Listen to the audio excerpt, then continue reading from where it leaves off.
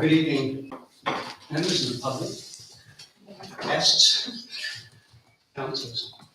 The first item on our agenda is, as ever, apologies for absence. We've got quite a few. Apologies from councillors Arnold, Clark, Dubois and Fuller.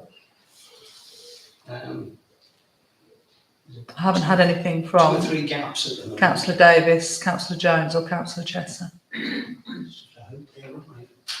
Do we accept those apologies we've had? Are there any declarations of interest? Firstly, any disclosable pecuniary interests? Secondly, any other interests? Requests for dispensation? Report gifts or hospitality accepted over the value of £50, or any inappropriate gifts or hospitality? Right, that moves us on to the minutes. 2 sets of minutes this evening. The first for the annual meeting of the council, which was held on the 16th of May. Present myself, Councillor Clark, Councillor Fuller, Councillor Davis, Councillor Reicholt, Councillor Jones, Councillor Shura, Councillor Gray, Councillor Chesser, Councillor Hutton and Councillor Arnold. They've been circulated. Does anybody want to propose that we accept those? Move. Councillor Reicholt, seconded. Councillor Shura, all those in favour? There with me.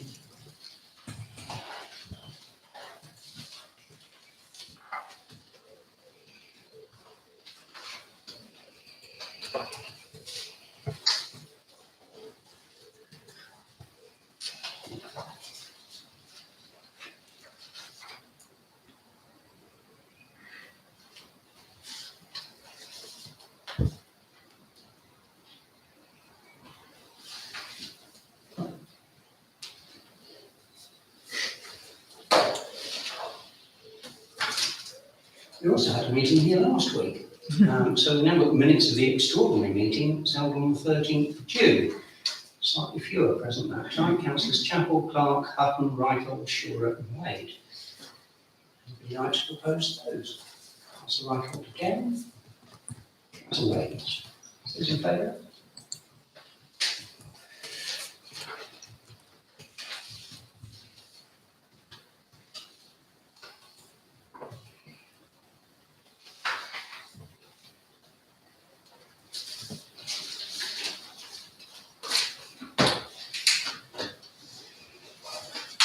Right. Any public participation anticipated? Requests from interested parties? Presumably not. Apologies from Councillor Harrison? I've not had any apologies, but they're not here. Not here either. Right, well, several advances up the agenda. It could advance rather quicker than I might have anticipated. Right, item 233506, to consider the nature recovery plan for Oundle and agree next steps. My apologies, I missed the start of that. That's okay, don't worry. If I tried to explain, you wouldn't believe it. Somebody who was here, perhaps, I'd like to kick off. Councillor Hutton. I think I was just going to say it's great that we've got a number of people who've expressed interest in being part of the steering group or whatever, so I get the term right, but Yeah, that's fine. the group, including Councillor Clark, which is great, which means we've got representation. So, I mean, I think it sounds to me like you've got a good head start going there with engagement from both town council and interested local people. As we said, it's the usual culprits which we do always comment on. The people involved are very much involved in lots of other things around the town, including the Field Association, which is an obvious green space, which is, I'm sure, will benefit from any advice that promoting nature. And then equally, Councillor Clark's been very engaged with Snipe Meadow as well, which sprang to mind as well when we were talking about it. So, yeah, it sounds like you've got a good. Well, the idea, I think, of that is to try and pull everyone together. Lots of good things happening in Oundle. And if I can be sometimes a coordinating role is quite helpful, particularly somebody coming from outside. Sometimes it's helpful to have, and also, just to lead you to the right expertise, really, as well. Right, can I just interject there as well? Nick Ted, who's head of grounds at Elm School, was meant to be here tonight, but unfortunately couldn't come as a participant, to say that Elm School, the school, who have an interest in this, are very much behind the scheme. They are fully on board with it, and so there is a connectivity already happening, and so all the landowners are all sort of coming together already, which is brilliant. Well, it does say agree next steps. So the question is, what should the next steps be? That was going to be my question. We don't actually know what's being proposed other than the in principle proposition that we should do something. It's great to know the usual suspects are there, so I'm sure things will happen. But I think at this moment we've got nothing to agree or accept, other than the principle, which doesn't carry support. And I presume from the council too. I think that's very helpful because to have a parish council on side is very helpful, really, and you need that because often you end up, the land's often known by the parish council and things like that, and it's a very helpful start. I mean, ultimately you want to try and do these things together. Well, I think you can safely take it that was highly supportive.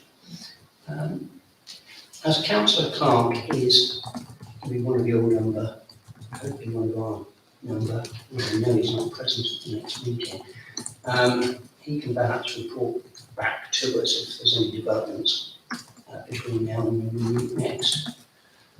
If there's anything that you feel we can help you with in the meantime, don't hesitate to contact the office on this one and go from there. I think, as I said, that sort of offer, that help of perhaps using the town council social media, and how you communicate, Yeah. that we could put I'm trying to communicate with all the parishes what's happening, so not only for the broader parish nature recovery, but how your communities do actually get involved in things like, we have things on every month that potentially your community would like to know about, and it would be good to somehow have an ability to, and I don't know the best way of doing that is that it's not something we If you, you can either forward anything to our admin at oundle.gov.uk email address, and that will be passed on to Rebecca, who deals with all our comms and uploads everything on social media. And we've got electronic notice boards. We've also got ordinary notice boards that we can put hard copy things on as well. My idea is obviously the parish nature recovery plans are slightly separate, but we would like to keep informing people on a community level what's going on, what's there for you to join into under the Rockingham Forest vision. And that builds a whole bigger idea of people playing a part. So that'd be great. Lovely. Thank you. Watch this space. Well, thank you for coming. No, thank you very much for your time. Feel free to stay or go. I'm going to pack up quietly. Just feeling that certain people who are at the back might decide to stay, bearing in mind at the next meeting. There appears to be to consider a request from Fletton Field Group to use Fletton House car park for vendors at the community flat. Is there anything you want to add to that, Emma? No, other than obviously their fate is on the 8th of July, and they've asked to use the car park. I'm just going to quickly open my notes again. I think it's for trader parking and disabled parking. It's not disabled parking, it's trailer parking. It's just trailer parking, Sorry, it's okay. not trailer parking, I think the request is that the Fletton House car park is available for trainers, vans and disabled, and the rec is available for the public. Although it's got to be said, I don't think there'll be a huge number of public. I mean, we didn't have that many people there this weekend for the food festival. We were going to town of the festival, but there weren't an awful lot of cars on the rec, probably 2 rows. Yeah, I've got it. It's the vendor, so obviously the vendors that are there and disabled parking for the event. And it will be, they'll start setting up at 8 a.m. on the 8th. So the event's scheduled at 2 p.m. I'm not quite sure how long it goes on for. Till 6. Till 6. So yeah, so for the majority of the day. I mean, the only thing we need to consider that we will have Swimming World here in the morning, so the car park will be fairly full for a period of time, but that's only for about an hour or so. So it shouldn't affect your disabled parking, it shouldn't affect your vendors really. Even the traders, so the traders won't be turning up. Yeah, Yeah, as I say, I don't, sorry, I don't think it will affect that too much. I don't No. anticipate the traders coming in Just to have a- early, and certainly not for one.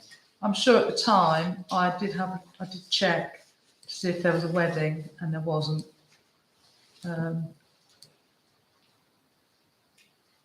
No, there isn't at the moment.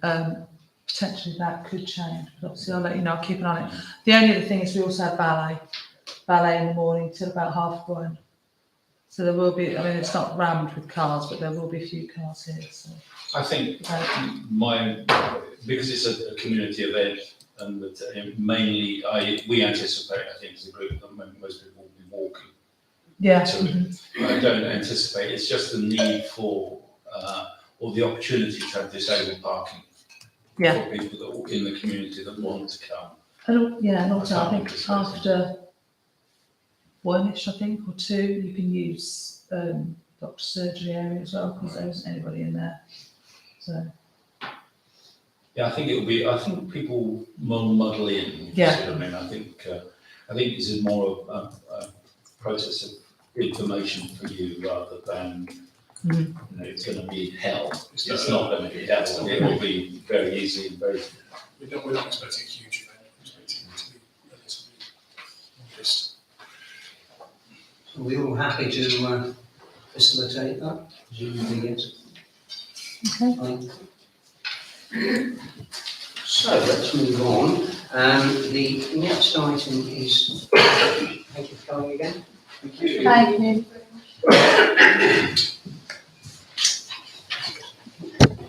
The next item is the mayor's report. I did circulate a report.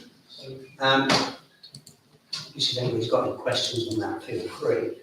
There's 1 or 2 items that have popped up on this agenda that kind of flow from things that have happened during the first month that I've actually been mayor. One of the things that has struck me is the very considerable number of contacts we've had from the mayors of other towns in North Northamptonshire, inviting me to this, that and the other.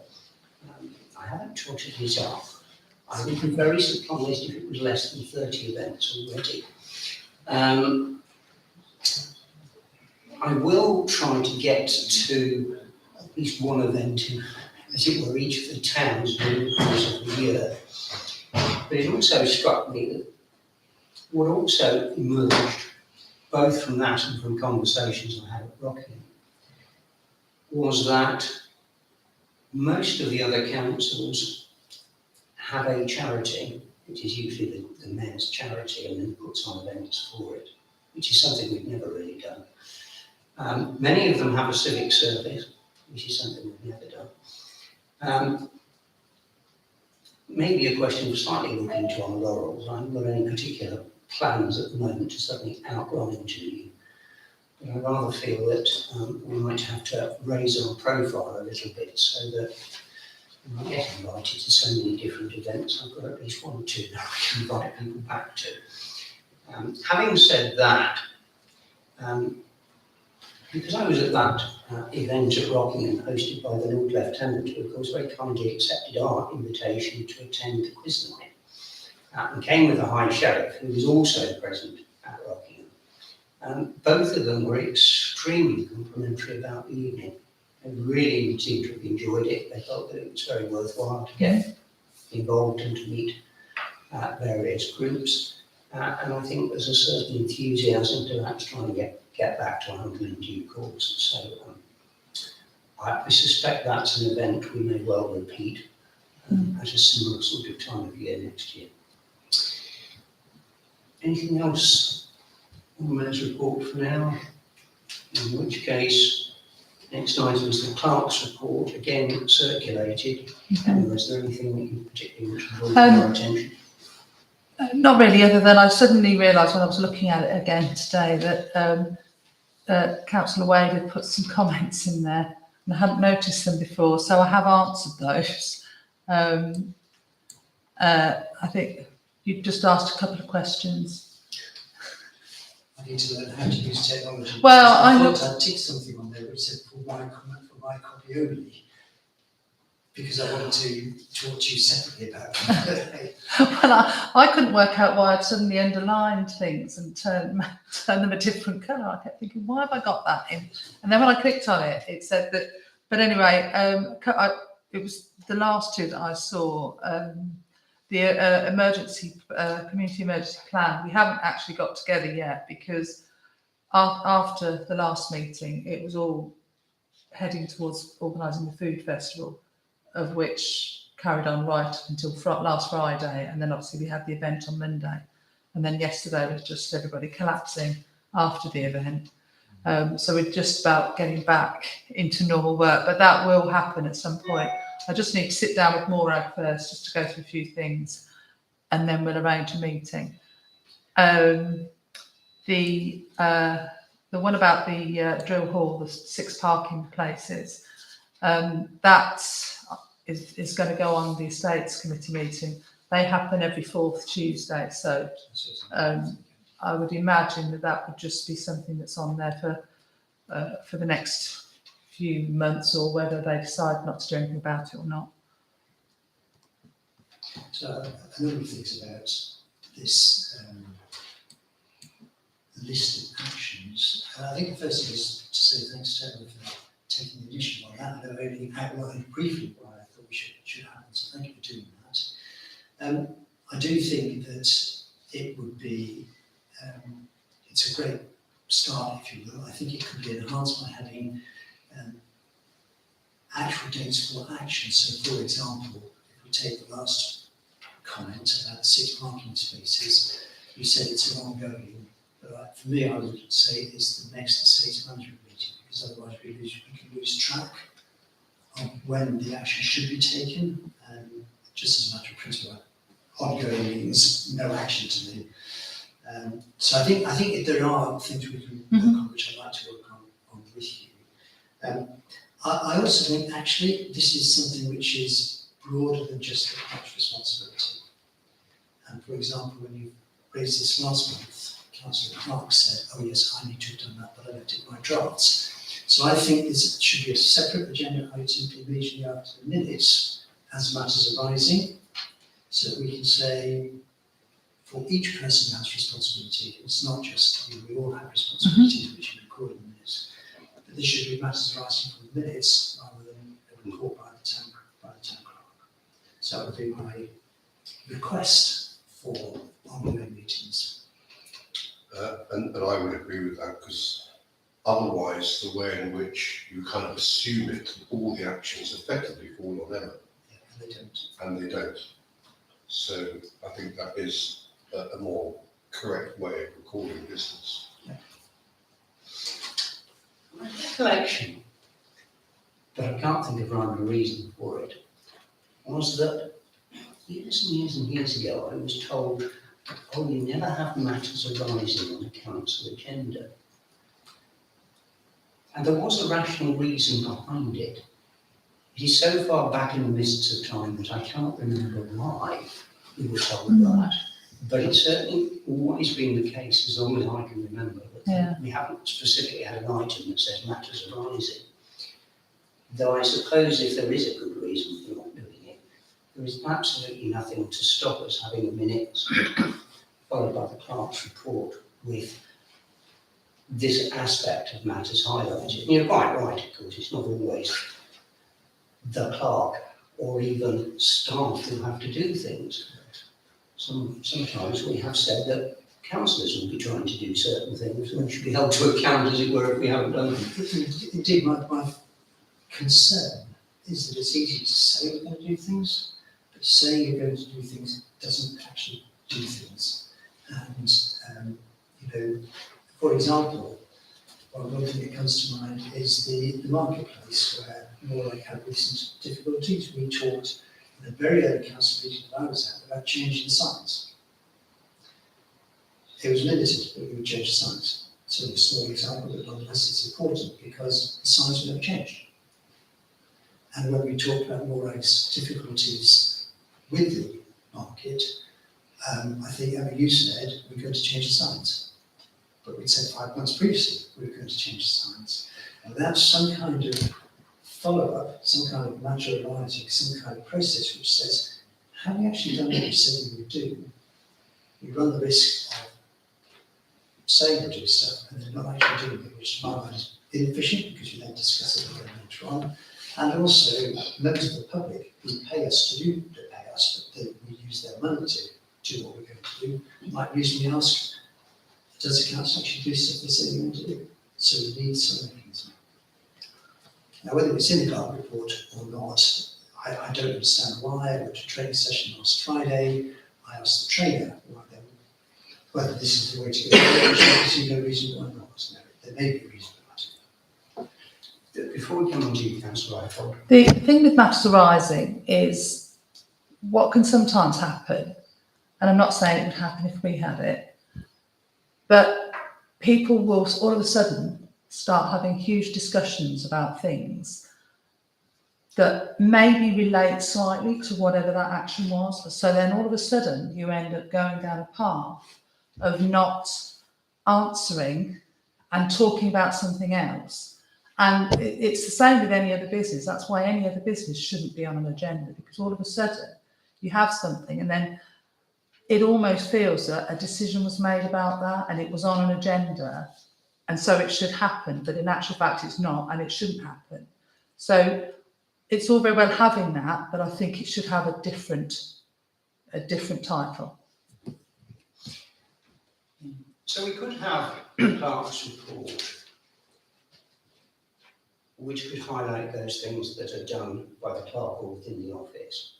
There is nothing to stop having a second section for report from responsible councillor or something, or update from responsible councillor, so that we've actually got a list of those items where somebody is responsible for doing something.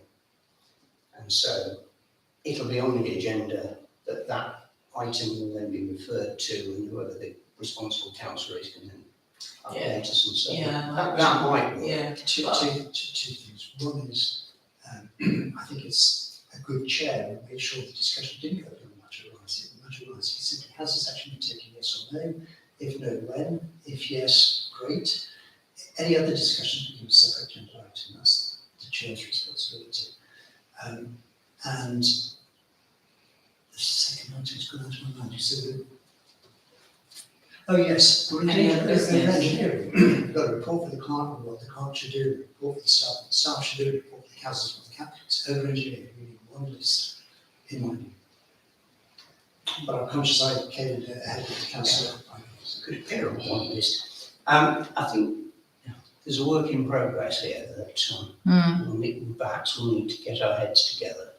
I can see exactly where you're coming from. It seems to me that these are worthwhile things to ensure that we do, and not just talk about doing it. But I'm not sure how much progress we can really make with it tonight. But Councillor Ifield. Well, thank you, Mr. Mayor. I've listened carefully to the two-inch growth debate. Quite frankly, while I'm not wishing in any way to deprecate Councillor Wade's sincerity, my reaction has to be as follows. First of all, frankly, as a smallish town council, I think by and large we should aim to keep our basic paper records clear and keep them simple, and above all avoid elaboration. If there were merit in splitting the clerk's report into two parts, as seemed to be suggested at one stage in the discussion, and if ever we're happy with that, then I'd vote for it. But for the moment, I rather think it would be fair for us to conclude by leaving things as they are, while Emma reflects and perhaps comes back to the next meeting in the light of the reflections, and then we can discuss afresh. But meanwhile, we have a hefty agenda ahead of us, so let's move on. Anybody else got anything to add? Because that seems to me to be a fairly sensible point at which to conclude. Councillor Tribble. Yes, sorry. I think the first thing we have to acknowledge is that a clerk's report is not the same as matters arising from a previous meeting, because a clerk's report includes things other than matters arising. I've always found it strange that this body has never had an item called matters arising in relation to the minutes.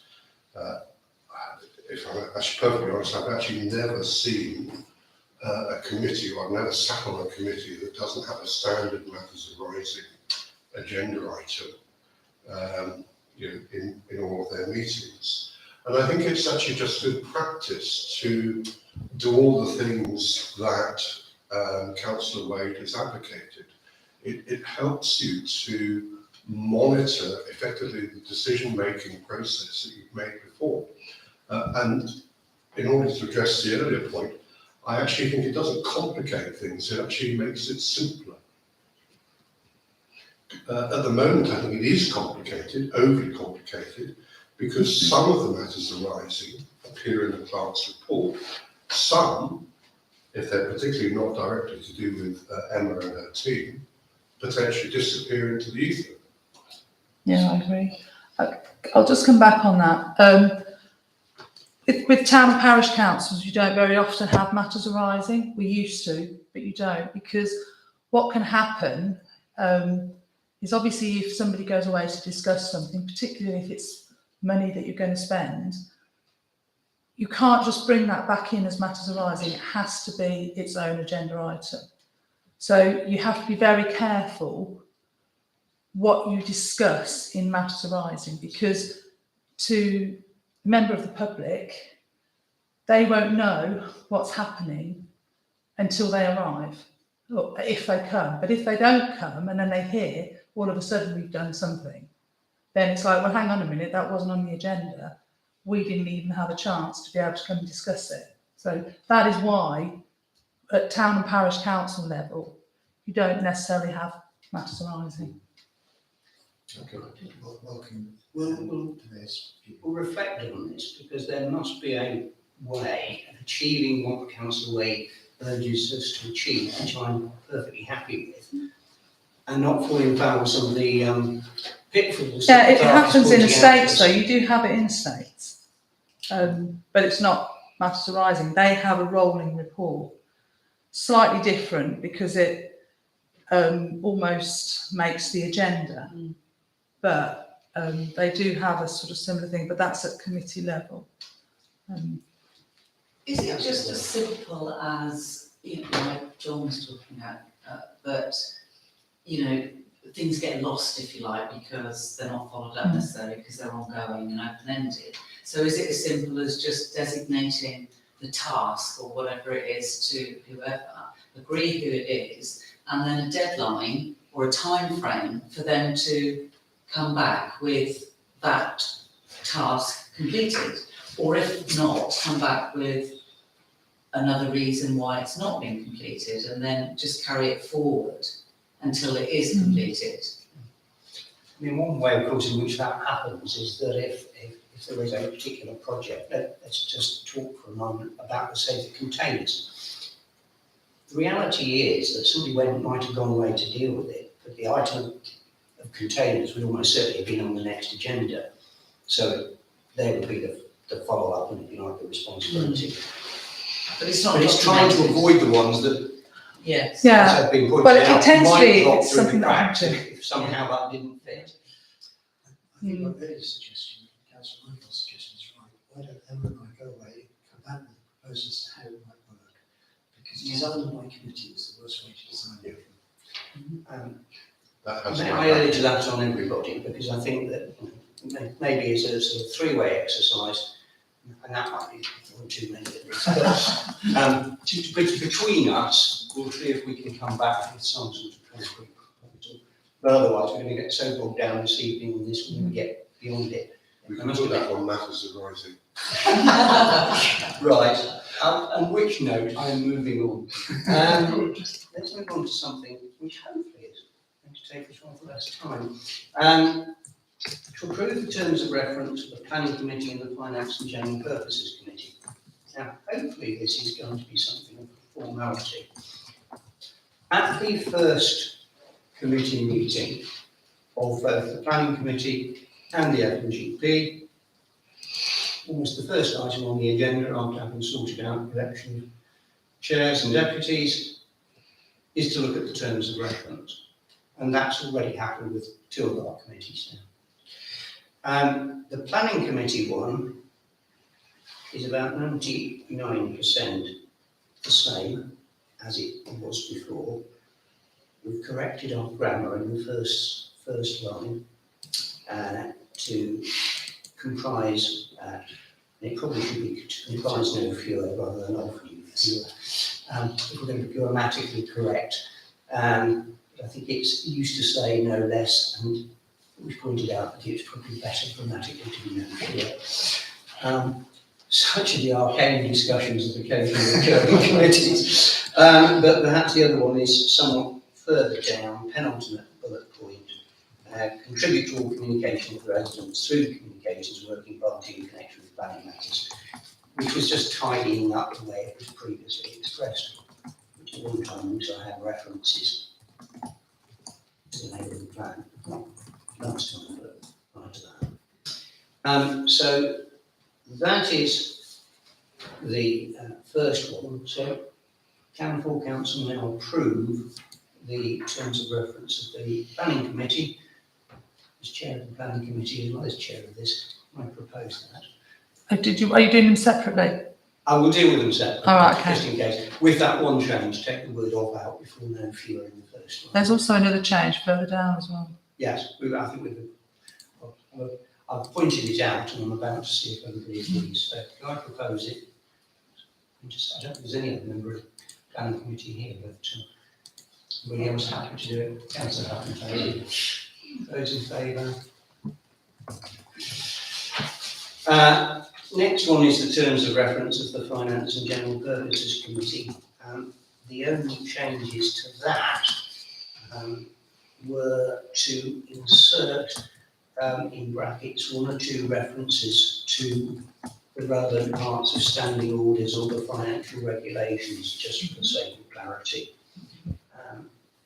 So now again propose that we approve those. Seconded by Councillor Wade. Was the person who suggested it in the first place? We're all in favour? Done. Sorry, did Councillor Wade propose? I proposed it, Councillor Wade okay. seconded it. Right. The only reason I've really put this next one on the agenda about considering an invitation from the Mayor of Wormwood to their quiz night is we had quite a lot of fun at the quiz night that we had ourselves, and this is one that just popped up. It's not the only quiz night that's going on, but I think it was about the closest one. And we were kind of invited to put together a team. I appreciate there's only actually 6 of us present this evening, which is a bit sad. But if we were interested in getting something together, we need to let them know relatively quickly if we were going to do that. And as I say, it's just indicative of the number of different types of events that are going on right across Northampton, usually organised by the mayors or certainly with other councils on the mayor's behalf. So I don't know whether anybody is interested in trying to get to that quiz night on the 28th of July. If anybody is, I will have more details and I can pass it on. If we were going to try and put a team together, I would look to see if I could go. I think on the phases and free that night.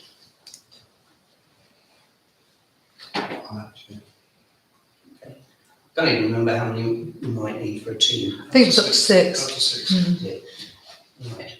I dare say that it could be not only councillors, but probably other halves of councillors, probably staff. I don't think they'll be too sort of worried about the composition of the team if it's a representative team from around the way.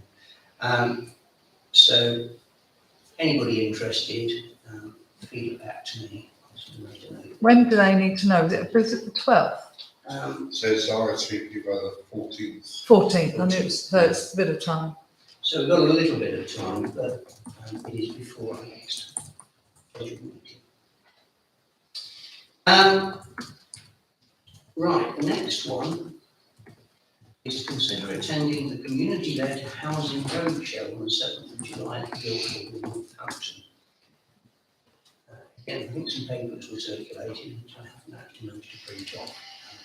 Is there anything you want to tell us about that one?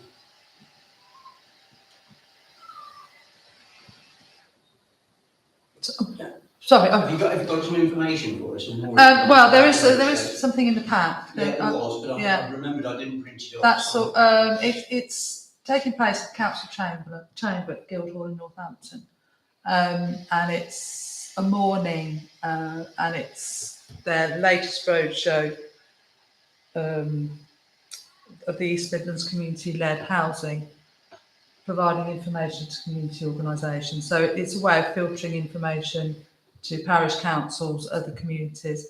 So in a way, they're trying to then enable local people to have a bit more of a role in creating new homes and neighbourhoods.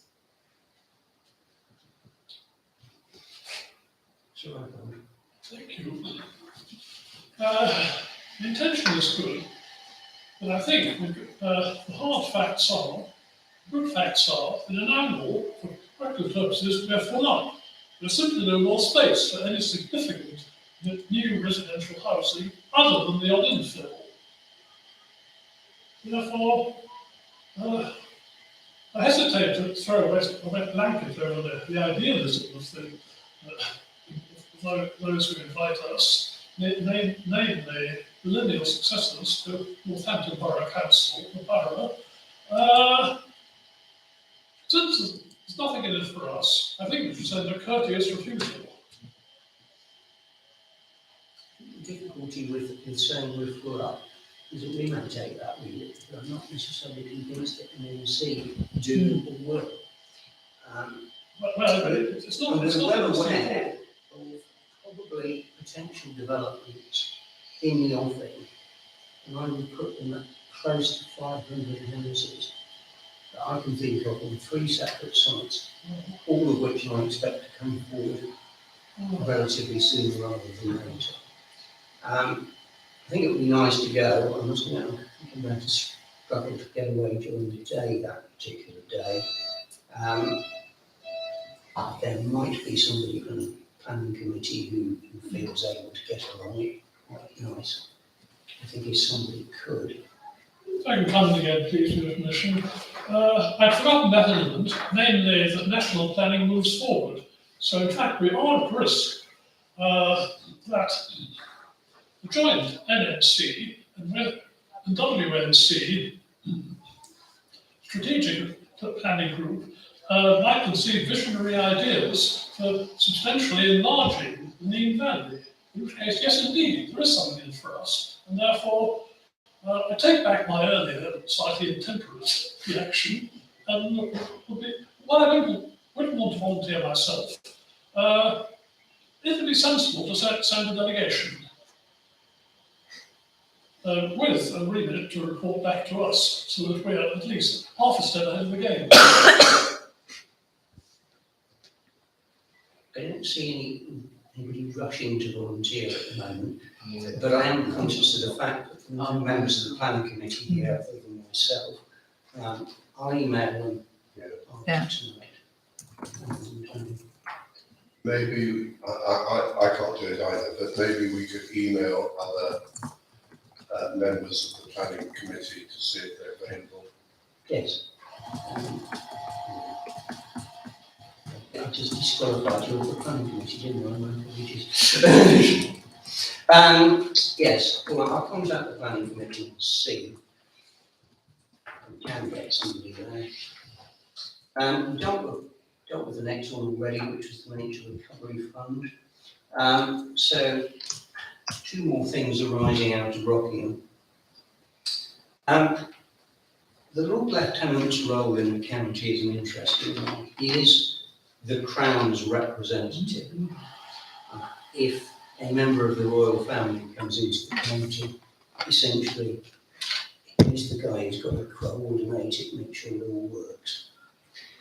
But he's not only got that role, if you like, he's got other roles that fit in around that. And one of them that he was emphasising to us last week was the King's Award for Voluntary Service. Which, as it puts here, was created in 2002 to celebrate the anniversary of Queen Elizabeth II's coronation. The highest award given to local volunteer groups, equivalent to an MBE, awarded for life. And essentially, he was suggesting that each community took a careful look at organisations working in the voluntary sector with the possibility of nominating such a group, potentially for a King's Award. I think we've missed an agenda item. Which one am I missing? Charity Fund. Right, I'll take them in the opposite order simply because I started this. I picked this one up because I don't actually have a piece of paper for the High Sheriff's charity thing. So this King's Award for Voluntary Service, we've got a certain amount of information handed out. What I might do is just pass this round so that people can look at it before the end of the meeting. I think it's just an idea to keep an open mind about whether any of those voluntary groups within the town, and there are a number, might be suitable to be put forward. These are groups that have to be volunteer-led, so we're not looking at groups that employ lots of paid staff. And then it sets out here other characteristics that are likely to be present in the group that gets an award, exceptional compared with comparable groups, making a considerable difference, hopefully well run with an outstanding reputation. And on it goes. So I'd just like us to give some thought during the course of the year to this. It's in fact an ongoing thing, it's all the year round. And if at some point anybody thinks that there is an organisation the town council should champion, we could then debate it in council and potentially pass this on to the Lord Lieutenant's office if we saw fit. So I'll move that all around slightly whilst continuing the monologue by talking about the Sheriff's charity. Could I just ask, the agenda item says to consider and agree next steps. What are the next steps that we agree? The next steps are simply to look at the available material, reflect upon it, discuss it, if we are in contact with volunteer-led community groups, perhaps to make them aware of it.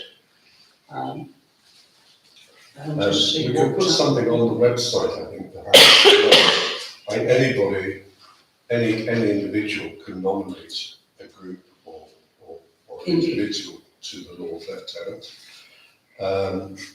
I think we probably ought to just draw people's attention because they may well simply not be aware of it. They can do a contract, open groups, discuss next time. Yes. And although I haven't specifically asked for it to go on the agenda, but our monarchy is very busy because not only do we have, of course, something for the voluntary sector, we have the King's Award for Enterprise, which of course is targeted at the business sector. This, of course, is an extremely valuable award to industry and commerce. Again, if one was thinking that there is a local business that might qualify, again, the route to it is through the Lord Lieutenant's office. Is there a deadline? In relation to this one, yes, there is. The next application round opened on the 6th of May and continues until the 12th of September. So it's quite a while. Pass that one round as well. What I don't have is a piece of paper for the next one. The High Sheriff indicated when he was chatting to us on, it was Wednesday last week, that he and his office do have a small, in fact, grants budget available. But it seemed quite niche, and I'm not entirely sure that there's anything that we can do with it. He was particularly looking at people who were working with primarily offenders, preferably young offenders, and trying to, as it were, steer them onto the straight and narrow, provide practical assistance to them. I couldn't automatically think of anything specifically that we were involved in. Having the community payback, but that's something different again. But again, I'll just mention it. If anybody is in fact aware of any organisation like that, in fact, we'd have to push that forward fairly rapidly. But it could come from an individual as opposed to the council as a whole. But it's worth sort of trying to get some information about these things through, because on the internet I have no idea that High Sheriff had any sort of budget for that kind of thing whatsoever. I tended to view the High Sheriff as a ceremony opposed to be somebody who had a very, as it were, peripheral role in terms of the sheriff's officers through the High Court. Although his function originally was a judicial function of considerable power, his function has, as it were, shrunk dramatically over the last 700 years or so. So there we are, just really for our information. The next one says to receive an update from the OTC police liaison representative. The idea of a political liaison representative is fascinating. Particularly in the context of having met so many mayors, because I think we're relatively unusual in being an apolitical council. And there's a lot of people from both sides of the political debate, should we say. But no, this is nothing political. This is the police liaison representative, but he isn't here. I don't know, have we got anything Well, I've just got his report, other than what was circulated? so he hasn't sort of spoken to me about it. Well, there was some paperwork circulated with the agenda, so we'll have to regard that as the update for now. Let's move on then to financial matters. So is it worth recalling that we're supportive of his recommendation that we set up a meeting with the local PT, invite local parishes into that meeting so that we can say to our ratepayers and to local parishes that we are helping take the initiative with regards to crime and police. Is it worth doing that, do you think? I'm certainly fairly keen on that idea. Some years ago, we always used to be raised by a police officer at these things, and we hadn't had very much therefore closer relationship in practice, because every single month we could quiz the police officer about the crime statistics and anything and everything else, and we got briefed. And none of that happens anymore. So something like this might actually be a way of trying to recapture at least some of that closeness. So I'm personally in favour of that. Councillor Shore. Yeah, it's just maybe going over the same old ground. He specifically writes in here, he would like to request to set up a meeting is he requesting that from us? And if so, we should respond to that request. Yes, I wasn't entirely sure whether it was whether in fact he'd already requested the meeting or not. But in case he hadn't and he was waiting for us, can I take it that we are quite happy for him to initiate that? Certainly I am, but then we should record that so that he can go ahead. And he doesn't issue. I'm sure Emma will make sure that it is duly minuted and pass it on as well. Yeah. Right, let's move on to financial matters. First one of those is to approve the bank reconciliation balance sheet and the budget figures for May 2023, which have been circulated. The monthly balances are set out on the agenda paper itself.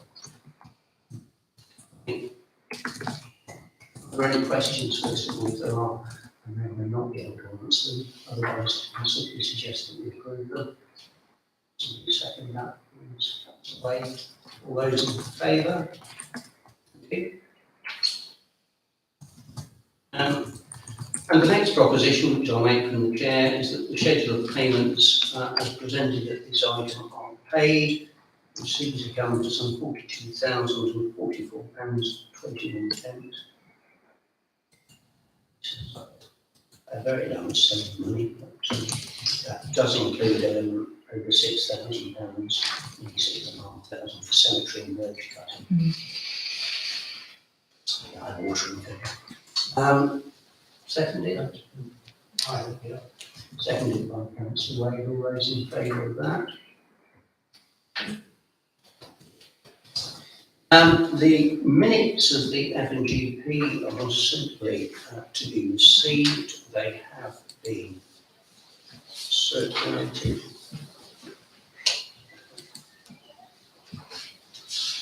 I'm just trying to think if there was anything in there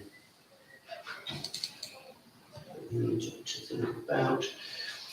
Well, the next item on the agenda is going to pop up again. We spent quite a time actually at the F&GP meeting considering what appeared at the time to be a slightly confusing grant application made on behalf of the Ukraine Support Group, where their paperwork didn't seem to add up mathematically, if I can put it that way. And so we decided that we would go back to them and try and get some clarity. I think just about the point we were wrapping up, the client discovered that actually got a lot more information than we appreciated, but it didn't actually alter the fact that their paperwork on the actual application form was confused. But we'll look at that in a minute. Other than that, you'll see that we gave a grant application toward the allotments. I have to say the £500 we gave was considerably less than the amount that they were asking us for. Because we felt that it was a relatively small group and we shouldn't be necessarily committing such a high proportion of our grants budget to a relatively small organisation. So that brings us on to the grant application from the Ukrainian Wraparound Support Group. Emma, Yeah, you'll see. do we now understand this? Yeah, you've got all the information about the grant, but then I did put in some notes. The hall hire is 2,142. So the majority of the grant will go on hall hire. And then there is a list of remaining things that they'll put the remaining 800 and whatever to. Some being laptop, shoes, clothing, bedding, and a whole load of other things. We've had the benefit of having Karen and Jen come and talk to us before now, and others associated with the group. They do make an absolutely phenomenal effort, and there's no doubt they make a difference to the community they're trying to support, which is good for that community. I think it's actually good for Angle as a whole. It shows us to be which is a caring community, and it might well be a good idea for the council at a time like this to show its support for that caring community. And in a sense, it's a comparatively painless way of doing it, because it's almost like the Lord giveth and the Lord taketh away, because we're going to give them a sum of money which they're probably going to pay back to us by way of payment. But it's equivalent in effect to not charging them rent. But it keeps our books straighter, and our policy is not to waive rents, but in appropriate cases to make grants. Councillors may recall we did that recently with Museum Trust, for example. And the extra £800 or so, clearly they have a number of uses for that.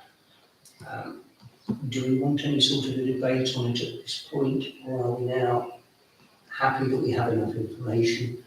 If we have, I'm quite happy that I propose that we make the grant application exactly as they've requested. Seconded.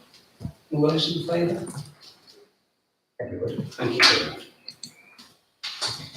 very much. Highway matters. The consultation feedback from the transport report and draft report and decide further action. It's unfortunate that Ian can't be with us tonight. And also Luke, because he had said Luke. Yes, Yeah. Luke also isn't here. That I think leaves me. We did actually, like I referred to it in the Mayor's report, we had a meeting Monday of last week with the Deputy Mayor and myself, Councillors Helen Harrison and Charlie Best from NMC, and Philip Amps from the Business Association. Certainly one of the things that we talked about was this report and some of the feedback that we'd received, and we kicked things around. Already there has been movement. Philip has really good connections to the school. The school are incredibly supportive of the idea of the voluntary 20-mile-an-hour limit in the town. I think they'd actually be in support of a statutory one, but the voluntary one's as good as we're going to get at the moment. And they've agreed to fund the cost of getting the road signs that we can't, or any road signs we can't get through NNC. Let's put it that way. So it looks like we're going to be able to work very closely with the school in that they regard, obviously, keeping speeds down as a matter of high priority in terms of protecting their pupils.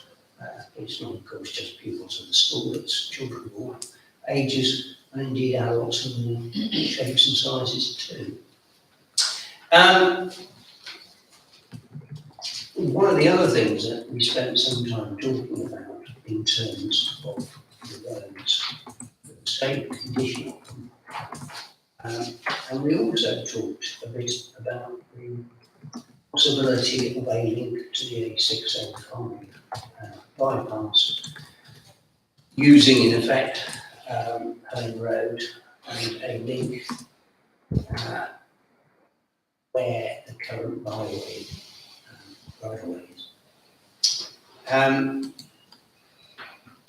I have this funny feeling that that might prove to be about as pie in the sky as the Amble Link Road, which at one time was being proposed to run right round from Benfield Road and go all the way round to the 605 to provide a complete sort of second bypass for Amble, going in the opposite direction, so to speak. The cost of it would have been absolutely astronomical. And we probably not only have to have the extra £500 as I was talking about earlier, but probably an extra £5,000 if that was ever going to get funded. This one, perhaps it's achievable, perhaps it's not. Inevitably, the feedback that we got, because it's one of the questions we asked, was distinctly mixed. There were those who thought it was a good idea, and there were those who didn't, particularly people who lived around, which is perhaps not quite so surprising. But the question really is, where do we go from here? Councillor Shure. That is absolutely the question, Mayor. And if I can suggest an answer to that question, I think the Transport Working Party have produced a very good report, but it's clearly very much work in progress. And I think what I would ask them to do is to go back and progress a little bit further, and in particular get to a stage where they're asking for council specific questions that we can then react to. I find it very difficult to react to this document because there aren't any specific questions. It's not clear what they want us to make a decision on. It's nearly there, but not quite. And I think it just needs to be pushed that extra mile. So, without going over the speed limit, of course. Yes. Councillor Wade, Councillor. So I echo what Councillor Shure has said. For me, it's 3,500 words more is to go before anybody. They get bored or fall asleep. I think we need to shorten it. I think we need to make recommendations. At the moment, it is just information. Councillor Thank you. I also agree with Councillor Shure. This is very much work in progress. It set out the facts, indicated other options, and stopped sharply there. So I think we should agree. Agree to thank the transport policy, the transport group for their work, and invite them to do further work, then come back, having narrowed down to specific recommendations, indicating clearly pros and cons for each one. I speak as somebody who worked preponderantly at the Ministry of Transport for many a long year. Both the engineers and administrators and economists. I think it's also important that we've got clear proposals that are detailed in the agenda, so that the public can be clear on what it is we're going to be considering. So some of them are pretty non-controversial, uncontroversial, like purchasing a second speed sign. Even a voluntary 20 mile an hour zone, I'm sure that people will have views. Right, I think that's helpful. As I say, it's a little unfortunate that Councillor Clark isn't with us tonight, but we'll feed that back to the group and we'll see if that comes forward. I suspect probably after the summer. I think it's realistically we're probably looking at the autumn now to come back with something a bit firmed up, shall we say. The next item is simply to receive the report from the street indicated device. I don't propose to discuss it, it's there received. I do have one question, if I may. Each time this has been reported on, there have been some exceptional maximum speeds recorded. Is it worth, I don't know, when was the speed device last calibrated? It's never been calibrated. We've never been told that it needs to be calibrated, but I can find out from the manufacturers. I just wonder if it's worth it simply because if the maximum speed is incorrect, is it also possible that some of the other recorded speeds are incorrect and that diminishes the value of such a device? As last time it was mentioned that you can I can calibrate it by driving down the road, but that's not really the answer. I suppose we could provide the manufacturer with some of the data that we've achieved and say, given that data, what do you recommend? I can also ask the guy, I've spoken to Northampton Highways about it. I mean, as far as I'm aware, these machines are all over Northamptonshire. And I don't know of anybody who has said they need calibrating every year or they need calibrating every 12 months. Because you could say that all of that, I know you all focus on the really high speeds, but you could say, well, it's all wrong then. But I have gone through at 33 or 34 miles an hour, and it shows it. Just to test it, through testing. Of course, Purely in the interest of science, you Very understand. scientific. I was just going to point out that on the 30th of May, exactly the same time, two cars went through at 86 and 87 miles an hour. Maybe they're chasing one another. they're pretty bad. One was losing ground. Mm. Okay, so serious point, does it need calibration? It is worth asking the question because I mean, if it doesn't, do you accept that it's correct? well, we're going to have to, aren't we? If it's Yeah. not calibrated, or if it has been calibrated, but it does, I mean, seem an exception. if it is correct, it is extremely alarming that there are people who seem to regard that that is something that they can do. Well, it is the fact that the police liaison thought if they are calibrated correctly or they no need for calibration, it just supports the need to get what's called speed going, which I assume is a phrase. Yeah. Okay, we'll follow up on that. Next one, to approve a new road sign at the entrance to Clapham Way. The example sign that you have isn't the correct one. Well, unless you would like it to be like that.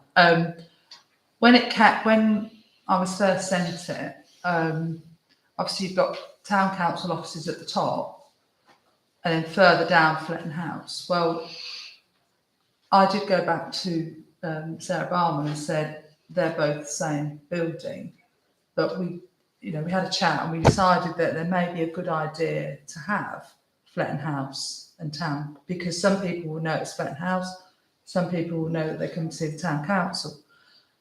But I thought it would be better to have town council and Fletton House underneath that together rather than everywhere else and then at the bottom.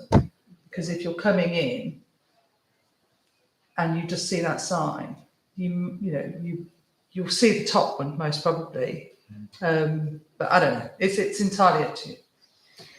The question I had was why police station? Because as far as I'm aware, we don't have a police station. Well, but the police are there, I It's suppose. not open to the public, it's not, no one can visit it. But then if somebody was coming there to see them, not a member of the public, I don't think they ever do see people there, do there's quite a lot of activity goes on What's there. the point in it? There is a lot of activity that goes. There was about 3 or 4 of them out there. Oh, yeah, I'm not Yeah. disputing they use it, but it's not open to the public. So I don't, to my mind, that's not a police station. The police probably know where it is. Yeah, I think they all do. But they may have, I don't know, something wrong with their wiring. So they have somebody that's coming in here. I mean, the site's already very busy. I would question why we're making it busier with irrelevant information, because if they've got tradesmen who need to visit. I think it already has police It stations. does, absolutely yeah. it does, because we used to have a police station. Yeah.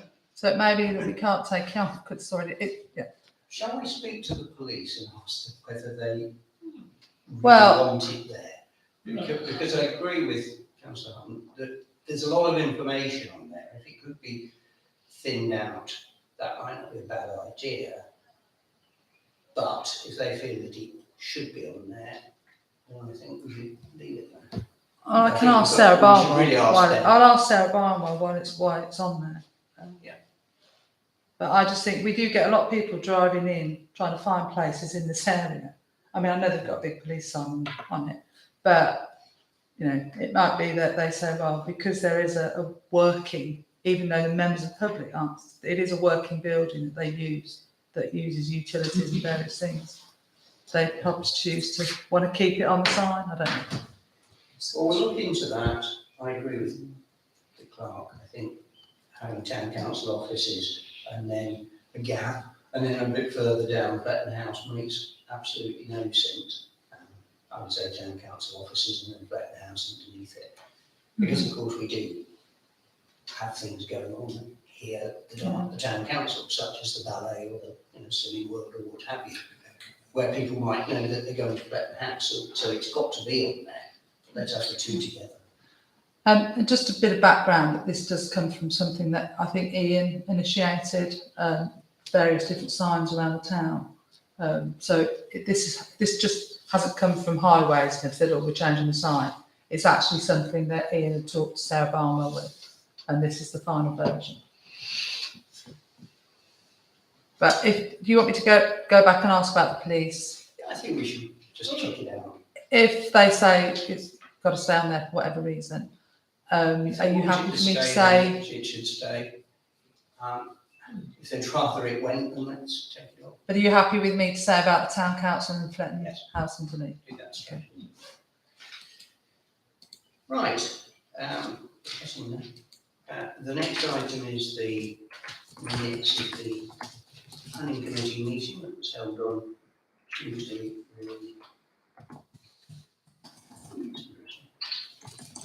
I picked this one up and it's actually the minutes of the 2nd of May. Seems slightly odd. There aren't the minutes from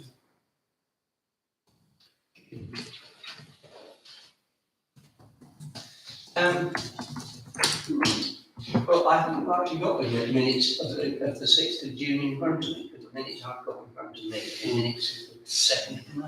I thought that too. Oh, It looks like possibly the wrong set are wrong actually set have been passed. on there. But as it's only a question of receiving them, perhaps we could simply circulate them to the council as a whole Yeah. afterwards. I must admit, I just haven't picked it up until I picked this thing up and actually glanced at it. I'm trying frantically now to remember if there's anything particularly exciting about the meeting of the 6th of June. I'll just get the other ones out. 6th of June.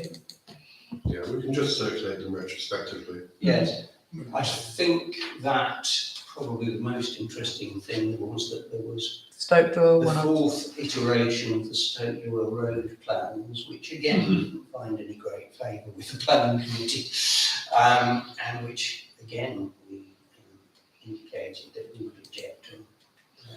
And the other ongoing saga of 4 Stoke Doyle Road, which Yes, actually is the on the particular list, property once it's been where- circulated. We actually had we had the agent who had drawn up the plans and so on, which is the application on behalf of the owner to come to talk to us on one hand and an aggrieved neighbour on the other. And let's just say it was quite a variety of duties and that went on. I think there was an application in relation to works at Prince William School. Yeah, I think the main ones, but we'll circulate those and I'm quite sure why we all ended up with the next meeting instead of the June one. The minutes I've got for the estate management committee meeting are indeed those of the 23rd of May, which does appear to be the correct set of minutes. However, the only person present tonight who was present then is Councillor Shearer. Indeed. And Councillor Gray. I'm Councillor Gray, not on the list. Yeah, it's not I mistake. don't know whether you were present, but you're not shown as being present on these minutes. Who, me? Yeah. Yeah, just because I was only nominated the last, or I volunteered the last time Ah, to be on. Right, It's Committee. the that's first why one. it only shows Yeah. Councillors So I'm- Arnold, Cheshire, Clark and Shearer. Anyway, Councillor Shearer, is there anything on there that you sort of think we should pay particular attention I don't- to? Think so. I'm obviously happy to answer any questions on items in those minutes if people have questions about them. The one thing that seems to be very much, again, one of these ongoing issues is car parks and car parking.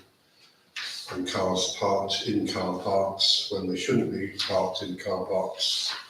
That seems to be the perennial that comes back to haunt our meetings and takes a lot of our discussion. And I'm sure will at the next meeting as well. But as I say, I'm happy to take any questions if there are any.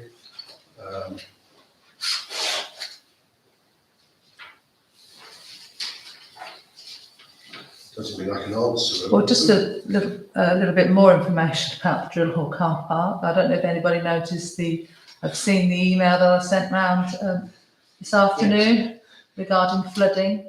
Yes. It doesn't appear to be the fault of the car park, as far as I can work it out from what you From were the- saying. I know, but The, Even if the resident across the street Well, seems if- to think it. heard him on the phone this morning. yeah, one of the residents there that is concerned about car parking, I think was probably affected by the flooding as well. Mhm. And that, I'm quite sure, will find its way to the agenda of the next estates meeting. Yes, it will do, yeah. Presumably we can take some action in the meantime to have the drains looked at. Sorry. Yeah, again, I'm not sure if we want to discuss it at this meeting, but I think the issues are twofold. And first of all, the extent to which NCC are effectively clearing the blockage within the town council drains. And C, we do need to seriously investigate, although we've done so previously, the extent to which runoff from the Drill Hall car park is disproportionately affecting that water flow. Yeah. Precisely. There's a lot of it, well, like you said, it's not really for discussion now, but there's a lot of other factors that could, if things were cleared, then it might make it easier, because what we haven't got is a picture of the drain at the bottom of Milton Road that was bursting out over the Precisely. top. So you've got water coming down Milton Road. And when I looked at this before, a couple of years ago, there's so much water coming down that road, and unfortunately, that is the lowest point. So when all of those drains are not coping, that water's got to go somewhere, and that's why it finds its way. So it's not just necessarily the runoff from the Drill Hall, it's And the other complication in this particular case is that the property in question is below the level of the road, Mhm. so it just literally comes straight down. yeah. Councillor Arundel. The colleagues may have seen the email I addressed when Councillor Clark alerted us all to the problem.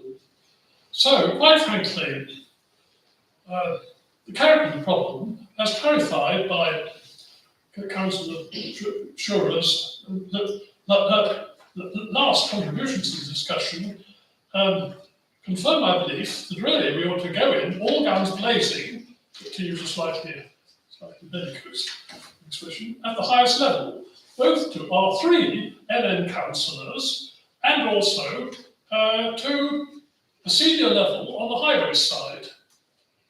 I keenly appreciate that they're very stretched indeed, and there are matters which are not going to be resolved in a hurry. Nevertheless, we ought to make it very clear that in all the circumstances, they really ought to grip the show.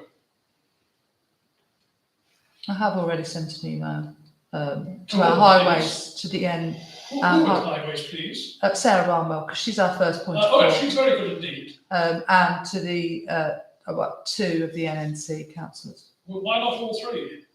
Because the other one never responds to anything I send anyway. Sorry, could you raise your voice, please? Well, one of them never responds to anything I send I anyway. mean the leader. So I just sent it to the two that will pick it up and Well, and look fair at it. enough. Yeah. They will. They're very stretched, and frankly, so are many other people. So yeah, so I have reported to them, and some of it has also been on Fix My Street. So Out of curiosity, how long are we going to give that money over before we remove the car? And do we have authority to remove the car? I think the answer to the latter question is almost certainly not. We can't go on. Yeah. Do you want me to try and answer that? No. If you think you can. So again, as I said, this has been discussed on many occasions in estates meetings. The fundamental problem that we have to resolve first is that we have no bylaws relating to that car park, or for that matter, any of the other town council car parks. So although we may object to certain cars being parked there, because we have no bylaws and we don't display the bylaws, there's actually very little that we can do.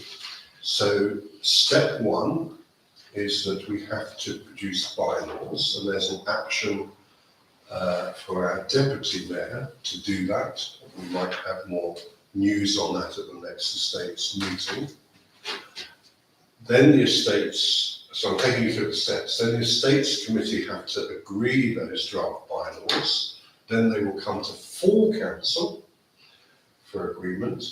Once we've agreed the bylaws, we can then display the bylaws and take action against cars offending those bylaws. So it's a stepped process. At the moment, we may be aggrieved by what we see as people, shall we say, taking liberties with the car park, but we do not have a stick to beat them with. Does that help you? It does. Although having said that, I thought that there were bylaws, but not for that car park, and not indeed for the long stay. But I have a feeling there are bylaws in relation to the St Oaths car park, but I may be wrong about that. But I think that's where the 2 hour time limit comes from.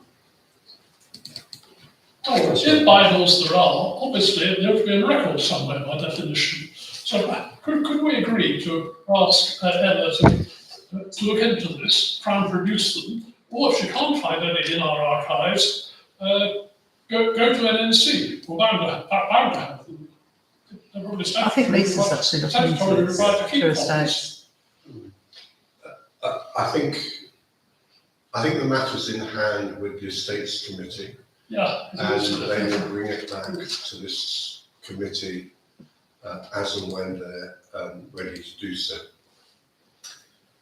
Watch this space.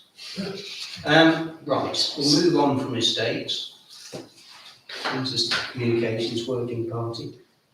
But I take it that NTR stands for nothing to report, so that must make life a little simpler. The correspondence for information, the only one actually shown is the usual employment board update. Excuse me. The next item is what might be called any other business, but can't be, and is now, and has always been called, any other relevant matters for report only, which we will take before we have to do something else. I'll literally go around the table. I'll start with Councillor Gray. You got anything else? No? Councillor Shilrow? Nothing, thank you. Can I just mention in advance that we have a problem for next month's meeting? I realised that my wife, failing to realise what date, what day, a particular date was, has contrived to send me to Yorkshire on the day of our next meeting. Which is also a date when the deputy mayor was in there as well. Our standing orders say that under those circumstances, the first business of the meeting will be to elect a chair for the meeting itself. I'll just have to give notice that neither of us are actually going to be present, which is a little unfortunate. Ian's given me a string of dates on this part to Emma as well, where he isn't available. So we knew that he'd said there were at least 4 meetings in the week. I think we've got the dates and all of those. And all sorts of interesting places. I'm fairly sure one of them was Brazil from memory. Yeah, it's going to a lot of different places. So just bring that one up. That's an itch. Just an itch rather than you were trying to draw my attention, sorry. I'm sure there's something else I was going to mention, but it's gone. That being so, and in view of the special and/or confidential nature of the business about to be transacted, I declare that it's advisable in the public interest that the public be temporarily excluded, and that they are instructed to withdraw. Second of that proposition, please. Councillor Vico, all those in favour?